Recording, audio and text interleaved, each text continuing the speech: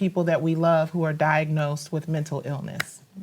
When someone is dealing with any mental illness, whether it's bipolar disorder, whether it's schizophrenia, whether it is anxiety or depression, one of the things we have to be careful about, if we are the person who is supporting that person, I want you to get this visual.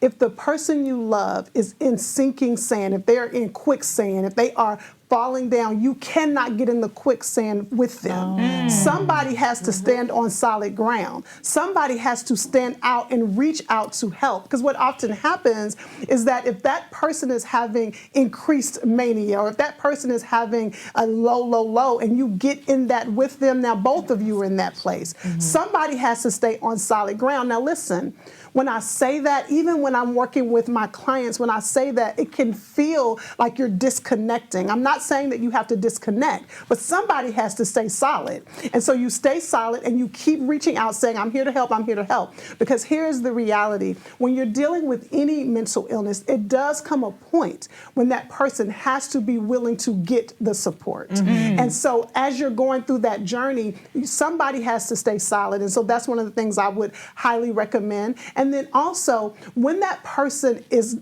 at a normal space. Now, let me just say this. Let me just go here.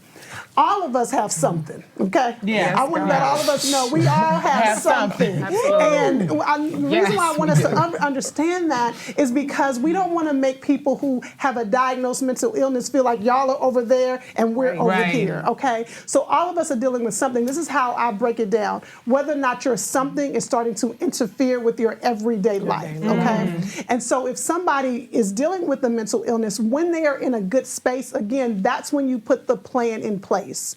When they're in a good space, when they're in a calm space, you put the plan in place of how you're going to help. So just remember, somebody has to stay solid. So if they are spiraling, you can't spiral with them. You know, I've heard that there is a bunch of undiagnosed mental illness in the LGBT community. I just have to end it there.